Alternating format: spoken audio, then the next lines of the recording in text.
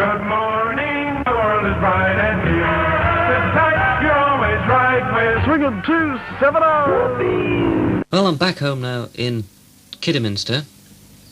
I got this job on 270. And the system of working is 2 weeks on and 1 week off. So it doesn't give a great deal of time, particularly when you're travelling, because if you come up on a Thursday, then you go back on the boat the next Thursday. So in fact, it is really sort of 6 days. You get clear. This was a result of a tape I sent up. You know, you just do the tape there and then, no special planning, otherwise it's rather a waste of time, really.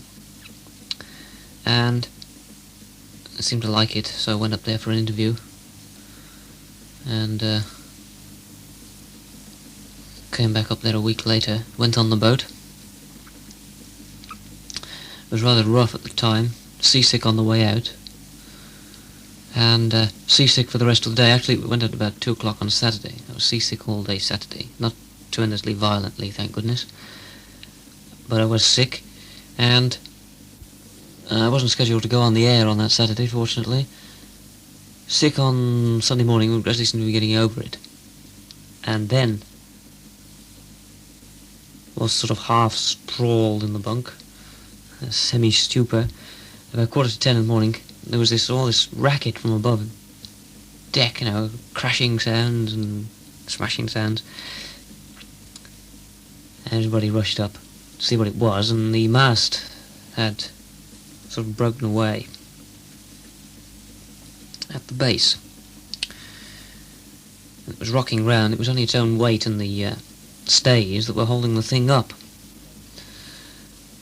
They got some large insulators on these stays, which are about as big as your head, and one of these, just when they were tightening it up, the crew were trying to tighten one up, it just completely shattered under the strain, so you can tell what was going on. This mast rocking to and fro. Great rush to turn the transmitter off, because the aerial was whipping round. The aerial itself is sort of suspended up the side of this mast, which, by the way, is 157 feet high. As you can see on this tape, it's one of these Kodak reels, and it's strange. Everybody I send one of these out to, it comes back the wrong way up, and they can't see the end of the tape. Never mind. Now, where was I? Oh, yes, the mast. So it was decided to go down into Bridlington Bay, because the ship is off Scarborough, as I expect you know, where it was more sheltered. And there various repairs were carried out. And the ship was off the air from that Sunday until Friday, during which time I came off. And so did the other disc jockeys, because there was nothing to do. And as it worked out, my turn was to go back on this coming Thursday. And that's still the arrangement. I've actually been on the air because I went out as a stand-in, short notice. It's got a little dispute some of the disc jockeys had with the management, which is all sorted out now. But they wanted to go off and see these people, so it meant they were, certain jockeys did anyway, it meant they were short, so I had to go out on Friday and read the news and go on the air from 7 till 9 in the morning. During which time, on the 7 till 9 programme, I was unfortunately sick again. It's rather a most unpleasant experience, trying to do a programme and feeling sick, as you can probably imagine. Particularly when you've got to work to a set pattern. You have what you call a routine sheet, on which is listed what commercials have to be read. For instance, between 7 o'clock and 7:30 you have to put on specific commercials, either read them out or play bits of tape. And this is all rather complicated. There is a playlist. There are so many records on that are played in a certain order. You play sort of a cycle of 10 records. You play one from the top 10, one from 11 to 20, and so on. And each record as it plays is ticked off by a different coloured pen, depending on which shift you're working.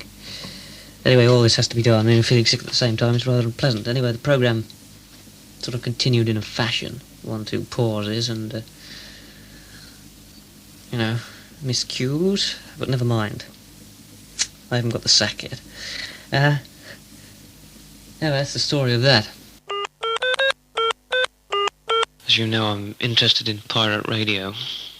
We heard Radio Scotland. In fact, we could see it from air. Didn't really know where it was. I always assumed it to be in the Firth of Forth. I think it was in the first place, but it's now on the west coast anyway, in the Firth of Clyde. And you could actually see it. I thought it was coming through very strong on this transistor radio.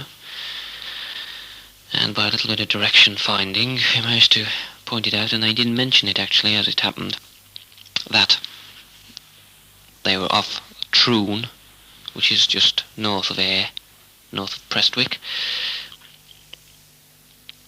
And so we could see a ship out there with a rather tall mast, stationary, and assume that to be it. On 242 meters in the medium wave band, this is Radio Scotland.